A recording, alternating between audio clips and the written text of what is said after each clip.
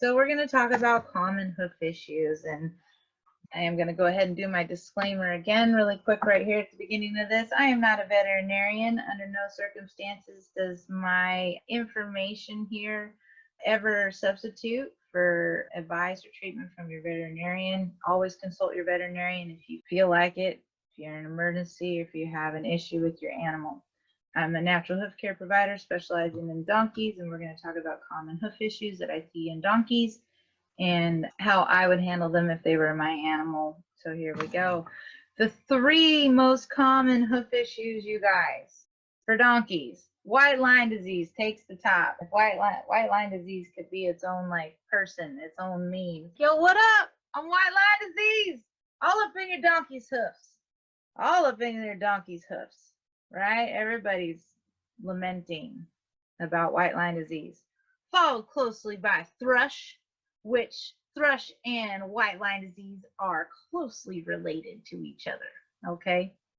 They are like, they're a microbial, bacterial, BFF situation. Usually where there's white line disease, there's thrush, and where there's thrush, there's the possibility of white line disease. They're always at the same parties, okay? And then we have abscesses, and they're related to white line disease. They're closely related to chronic low-grade laminitis as well as acute laminitis. If anybody's experienced laminitis with their equine yet, abscesses are just right around the corner. They're poking their head around. They're like, oh, you're in a lot of pain, you're having a lot of trouble. Great, because I'm about to roll up in this hoof right now. And you could just be thinking like, this is intense. Okay, so the other thing is white line disease and thrush are all symptoms of chronic low-grade laminitis. So I just really want you to know that these are all entangled in that metabolic area, right? Which we know donkeys have trouble with their metabolic systems and experience laminitis and hoof issues, right? When they've eaten too many sugars, too many carbs, too many rich grass. And then on top of that, if we add any moisture into this desert animal's lifestyle, right, decreasing any of their movement, then we know we're setting them up for those potential problems as well. Can you see how everything is so intertwined? That's what I really want you to understand, is that white line disease, thrush, and abscesses, which are our most common hoof issues with donkeys, are symptoms of a greater problem, of a root problem, right? And the severity of all of these symptoms are going to go hand in hand with how severe the root cause is, how far in, how many times has the animal had laminitis, or how long have they been experiencing this low-grade chronic laminitis that's just been slowly eroding and compromising them. Let's take a look. And then what I didn't write here, the other most common hoof issue for donkeys is that they're not being trimmed frequently enough and adequately, okay? And I know this from my own experience as a hoof care provider, right? But I also know this because I see it in the groups. I'll see these Facebook groups, but I'm in there and I'm looking at these pictures of these hooves, and there's hooves that people post and they think that they're okay. Not enough people have seen the good hoof with their eyes enough. We've seen a lot of pathological, a lot of distorted, a lot of compromised hooves, right? So then our eye doesn't really know what that healthy is. So here we go. This is one of the most common hoof issues a donkey has, and that is being left too long, not getting trimmed, whether that be because they can't find someone to trim the donkey, or they've been abandoned in a field, or the donkey doesn't stand for hoof care, or somebody didn't know that they needed it. So you're looking here at a hoof. What I like about this picture is that, guys, we're heading into the trimming. So while we're talking about the common hoof issues today, I'm also hitting you up with some trimming stuff, okay? Look at what I did. that left front on the other side there looked just like this right side. Just want you to notice that. And then the other thing I want you to notice is here we have the long hoof, the overgrown, distorted. This is pretty severe. He's gone 6 months to upwards of a year without hoof care. Okay. What happens to the hoof when it's left to get long? Let's just notice this. See down here? Oh, it's looking like a pocket. It's a hole. Some funk is in there. How did it get in there? It got in there because this hoof is long. There's all these forces, and it's trying to break away. It's trying to break away. Donkeys have a hard time breaking off big chunks of their hooves because their hoof wall is incredibly dense. So they get long and they just want to fold over and bend. We could argue that if this little crack area could develop some bacteria and fungus that started to break down this hoof that's here, could it potentially break off easier? Isn't that kind of interesting? We're going to talk a little bit more about that.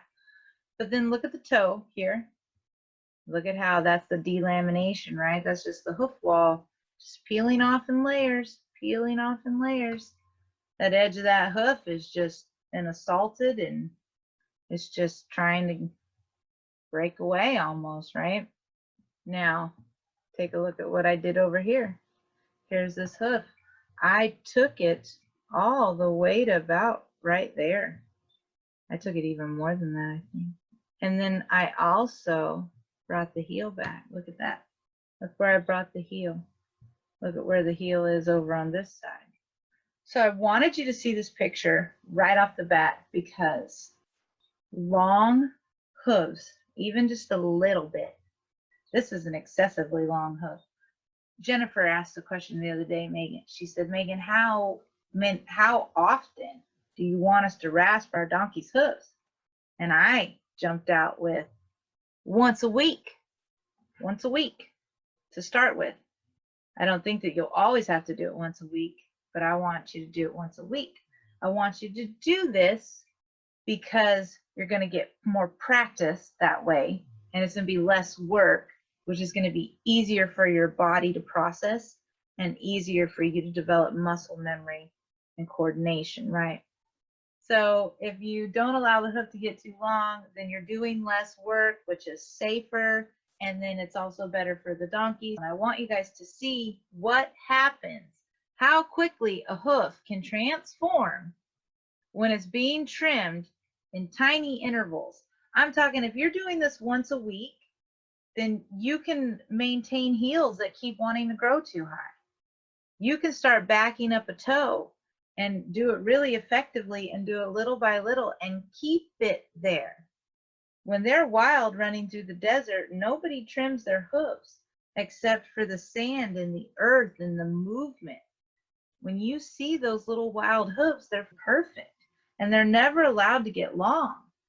So every time we allow our donkey's hooves to get even just a little bit long, we're allowing them to become more susceptible to hoof issues.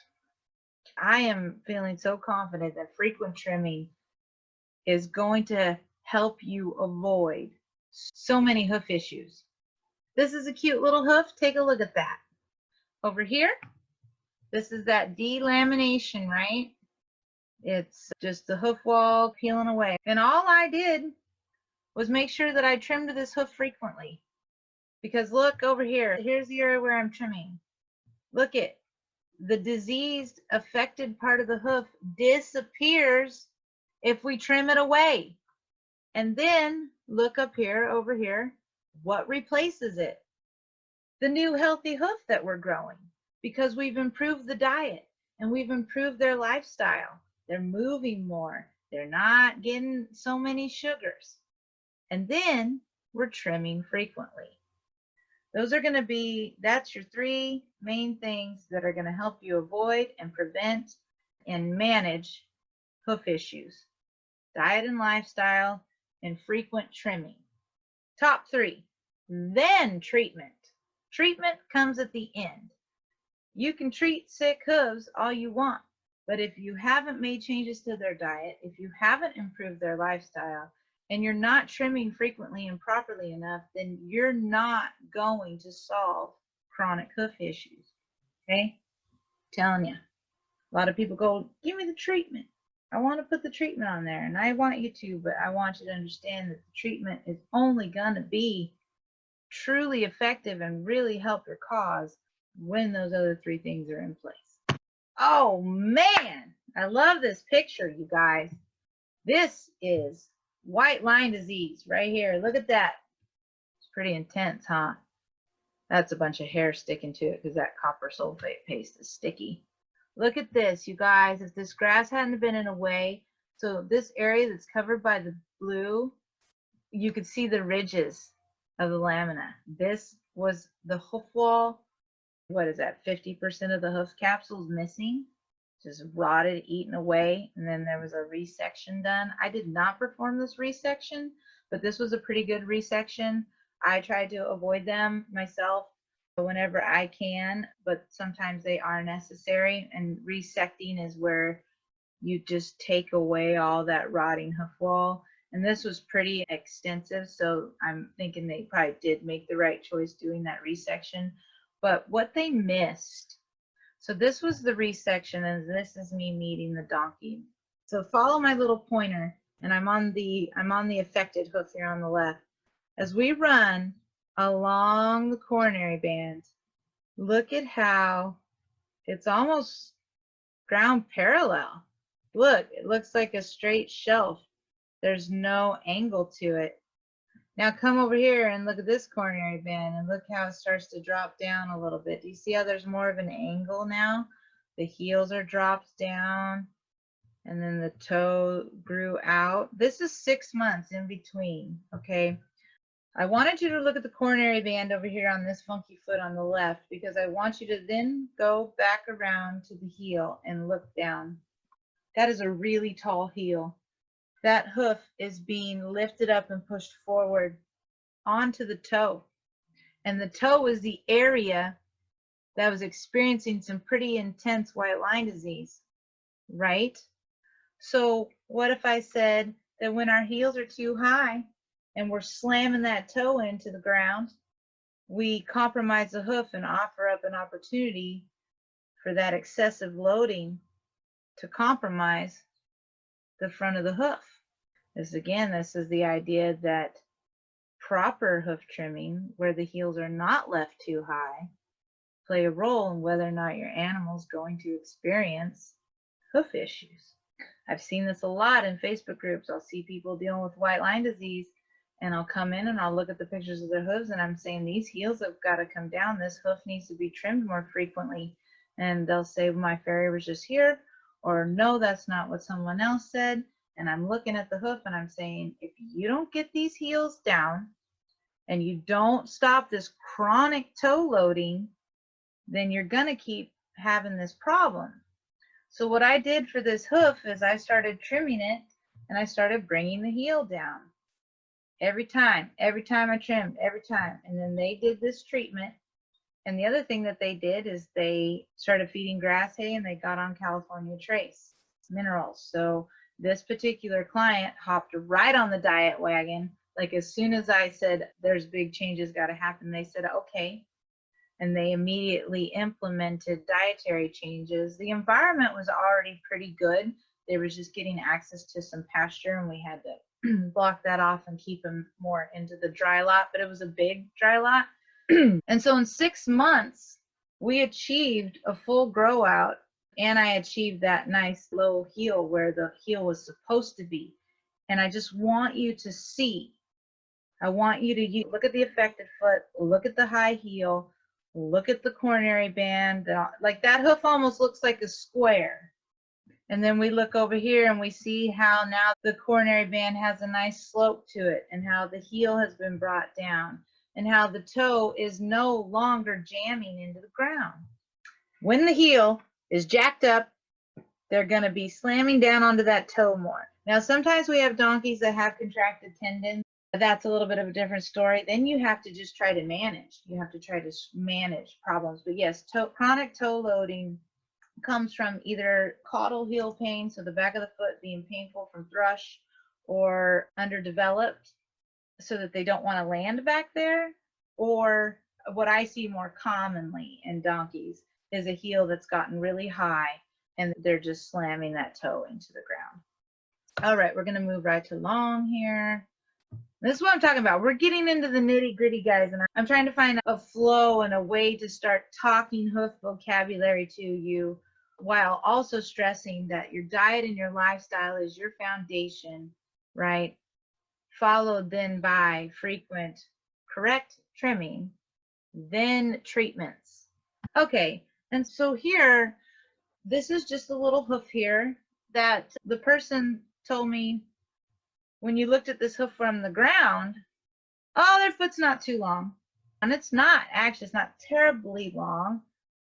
But look what's going on here. We're going to look at a couple things with this hoof, okay?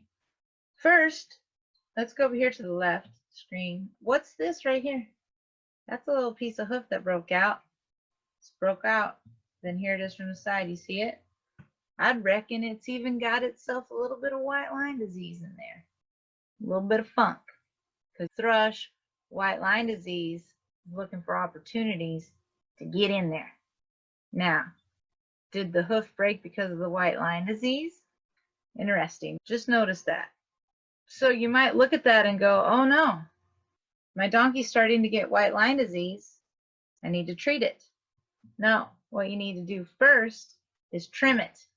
Come back over here to this side, and I want you to follow this little line, right? That's where the white line would be. So what we're looking at right here, that's hoof wall. See all that hoof wall? Right? And then we're coming back to the heels. Here's our little heel buttress. Here's our bars. And then here's our hoof wall. And then here's our little section of broken hoof wall. And then there's our heels. If you come to the inside of that, follow inside that little hoof wall, you can see that there's some depth there. That hoof wall is sticking. Let's go over here to this side. That hoof wall is sticking up. What this hoof actually needs is a trim first. Now, let's go up and look at this frog. Look at that. So look at those frogs. They're looking pretty gnarly, right? Guess what you're going to do to those? You're going to whip out your bonsai nippers. Your little flat bonsai nippers. And you're going to be like, I get the feeling that this might like to go. And if you were to start to pull on this little frog here, you would notice that it's loose. And so you would start clipping away where it's loose. So let's think about this for a minute. Look at these hooves. What if I told you that the hoof is telling you where it wants to be trimmed? When you see pieces broken out, when you see frog that's all getting yanked to the side, looking funky and loose in places, it's telling you that it's getting ready to go. Now, if it was running wild and free through the desert, something would have already knocked that off. Stimulation and rocks and the coarse sand and everything that they're moving off of, it would have smoothed that out and it wouldn't even look like this, right? So then we got to be the desert. We got to be that natural trim for them. And so when we pick up a hoof like this, we're going to know that we've already waited too long to trim it. And so if you were trimming this hoof once a week, you would have never let this hoof wall get too long. It just wouldn't have happened. So then this little chunk of hoof wall probably would have never broke off because it would have never been there to get long to break off in the first place. And if we know that white line disease likes to get into places that are funky and not fully functioning, then we know that they would want to get into an overgrown hoof, but white line disease is less likely to affect a hoof that is properly trimmed and never allowed to get long because there's nowhere for it to get. You're keeping the hoof so healthy and functioning that white line disease doesn't really have a place to go to get there. And if you are trimming frequently, you're probably still not trimming frequently enough. If your donkey's on a trimming schedule, it's probably not frequently enough. It might be, But if you're saying I'm still experiencing some hoof issues, then we really know that there's an issue in the diet somewhere. There's an inflammation happening, and it goes right down into the hoofs. Hopefully this is helpful. So we talk about the white line disease and the thrush right in there, and then all down in here, this has all got thrush and stuff. Now, if this frog could be trimmed, right, more frequently and didn't allow for these flaps to get so funky, then this frog might be better developed because it would have gotten more stimulation. So this foot would get trimmed down, and this foot is actually going to be in one of the trimming classes, and I'm going to do a markup on it. So I decided that I was going to use some of the same hoof examples throughout the course to hopefully use them as a good training aid. So we're looking at this with the eye right now. I'm talking to you, I'm telling you, you're playing with visualizing what I'm saying, and then eventually this hoof setup is going to actually have a marker on it. You're going to see where I decided that I should trim it, and then you're going to see the finished hoof too. Okay, so here's a long toe woes. That is Dr. Robert Bowker actually has a podcast that I want you guys to listen to complement your training with me. That is going to get linked in Kajabi. But look at that foot. It's just gotten long. And what happens? The heels go flying out from underneath them, and then the toe just gets long. Let's take a look at the bottom here. Look at this foot. It's all thrushy. This was a stinky foot underneath this frog that had just migrated forward. Can you see it? Look at the heel. See how and look, he's standing like this, like a ski, putting all that pressure. Look what happened to the frog. The frog just went with it. All this extra frog, and can you see how it just got smushed and rolled forward? What did I do? So this foot wants to get thrush and all funky in there because that frog's overgrown. The hoof's not working properly. So look at what happened when I trimmed it. We've brought the frog back. If you look at here, look at where I brought that frog. I ended up trimming it all the way to about there. Made that nice and flat, and I opened up the collateral grooves, right? Look at that. Then I brought that toe back. There's a bunch of bruising and funkiness because this donkey was freaking 500 pounds. That was the poor thing. He's obese. So he has a lot of inflammation signs and things in his hooves, and he was uncomfortable a lot. So now that we got this hoof trimmed and in a better place, now we can do some treatments. Now we can adjust his diet. Now we can help him get rid of that thrush. Oops. So I want to go back to white line disease really quick. Some of the telltale signs of the white line disease are going to be stretched areas under the foot, pockets of funk and nastiness. And one of the ideas that we have here for the resection is to expose it to oxygen, okay? We're going to want to dry up their situations as much as possible. Let's take a look at some domesticated hooves. These are some of the hooves that I trim that I feel are pretty good. All of these critters right here are really healthy and have not really experienced any hoof issues. This hoof right here on the left, that's Leona, and I've been trimming her for 15 years since I was an apprentice. And this is how we keep her hooves. And I've also taught her mom how to trim, and so she does some maintenance in between my trimming sessions. So 15 years of just not having a hoof problem. That's cool. Now let's take a look at the wild hooves really quick. There they are. Just notice them. I just want you to notice. See how down here, see how the frog is nice and smooth and flat?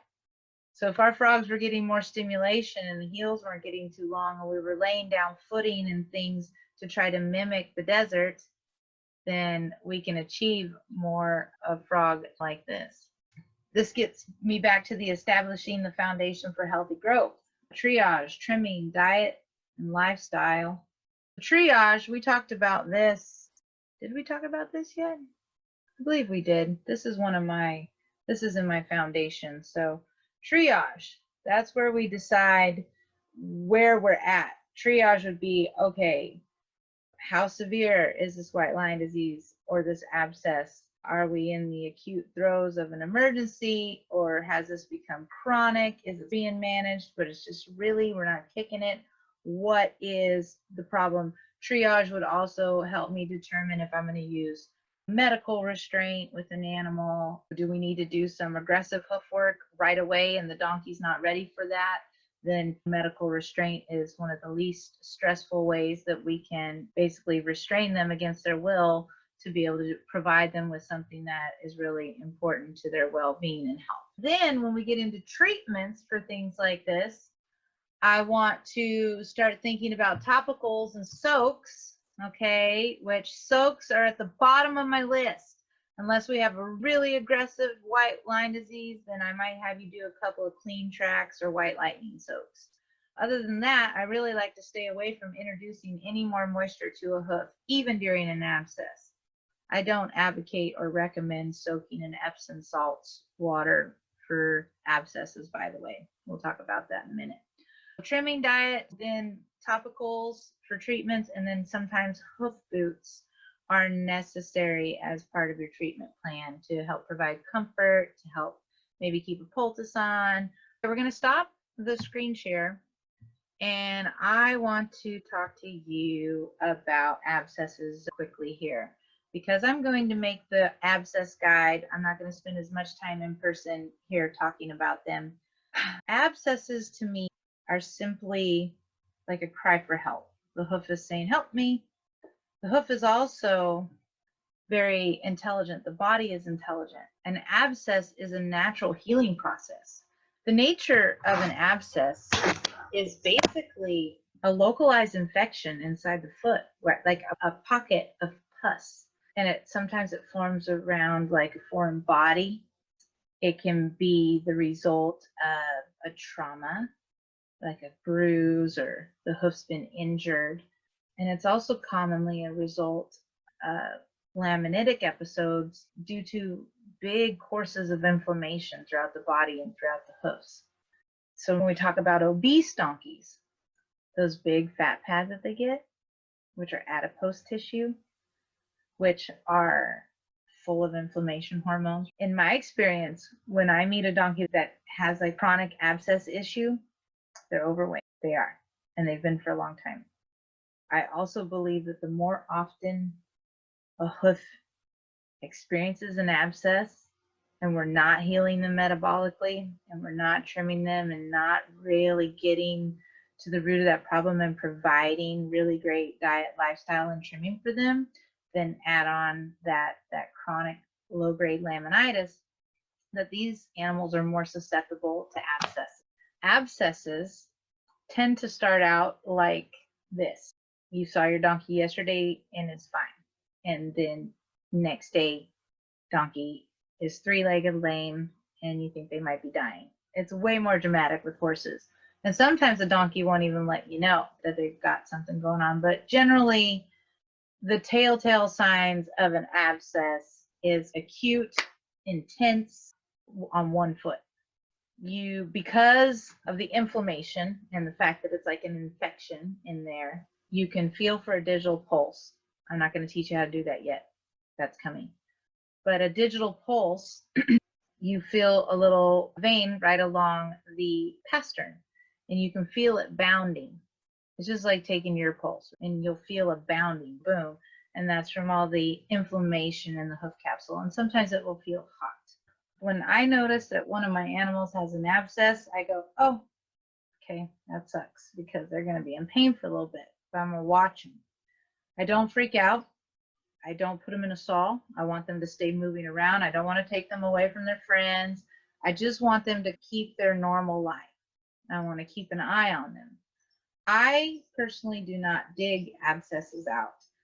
I find that unless you know exactly where it's at, and even with hoof testers, even when you think sometimes you don't really know where it is, and if you get to digging around in there, you can compromise the rest of the hoof capsule. I don't want to be digging through sole and up through the white line and just carving around in there Now, if the abscess is right there and I can pinpoint it and I'm like, oh boy, if I just scrape this off, I think I'm going to open it, then I will do that. There's people on different sides of the camp with that. I've just found that digging around in there can do more damage than it does good. The other thing that I don't do is I don't soak in Epsom salts and water. I don't want to introduce any more moisture to a foot that's experiencing an abscess. And the jury's out. We don't have any concrete evidence that soaking in Epsom salt speeds up the process. We literally have nothing solid to prove that it helps. And so one of my donkey farrier friends, Ross Keller, and then a lot of my colleagues, we're on the same page that soaking just doesn't do anything. And with donkeys in particular, we don't want to introduce any more moisture. So then you say, what can I do? Poultice, dry poultices, folks. And you can do a do-it-yourself drawing salve. You might have a great drawing salve recipe. And this is where you can get real holistic when you think about this kind of stuff. Or you can get the animal Lintex pads that are from Tractor Supply. And those you just add like a little bit of water to activate them. It's really minimal. And then you put that on the bottom of the hoof and then you wrap it and you just leave that poultice on. And then I would probably put them in a hoof boot. I think that dry poultices are really the best way to go. So your poultice can go on the bottom and then it can go up along the coronary band and things like that. But I'd really discourage you from soaking in Epsom salts. Abscesses can be really scary, you guys. Your donkey's in a lot of pain and you're worried about them. Okay. But the one thing that you can't do, or I mean, you can, but it's not productive, is getting worried and worked up, panicking, feeling super sorry for the donkey. Oh no, my donkey's, it's okay. I've been in pain. You've been in pain. We're beings on the planet and we're all going to experience pain one way or another. What we need is calm, support, thoughtful. I'm not saying that you don't treat and try to help make them more comfortable, but I think that a lot of the things that people do that's common isn't necessarily really the best thing. The other thing that is really important is supporting limb lameness. You might be worried about the hoof that has the abscess, but what about the hoof that doesn't have the abscess, the one that they're putting all the weight on? It can be even more important to support the other limb that isn't experiencing the abscess because that's the one that they're hopping around on, right? Does that make sense? It'd be like if you had a bum leg and then you wanted to put on a better, cushier, more supportive, soft boot because you know that you're about to be predominantly all up on your right leg for an extended amount of time. You know how the supporting limb can begin to get fatigued and experience pain just from the excessive loading. The other thing I want you to let your donkey do if it has an abscess, I want you to let it lay down. And then on the other hand, I want you to try to encourage them to move. You could place food out in little piles. And at this point, maybe it's a high dollar treat is hidden in a couple of the piles because that might stimulate them enough to walk around even though they don't feel good. But the one thing you don't want to do is keep the water too far away from them. Make sure that they can very easily get to water and then try to play with other ways to get them to move around. I let abscesses run their course and I let them find their way out 90% of the time. I have dug a few out, but generally that's only if I can really pinpoint right where they're at and they're close to the surface. I'm not doing soaks and I don't recommend them. Dry poultice, you guys, dry poultice. The next step would be, do we give them pain medication? It's a case-by-case basis. Sometimes pain is necessary because it helps keep you from doing too much. But then also pain can make you depressed. So again, I use a lot of CBD. If I had a donkey experience an abscess, I might dose them with CBD as a pain and inflammation reliever.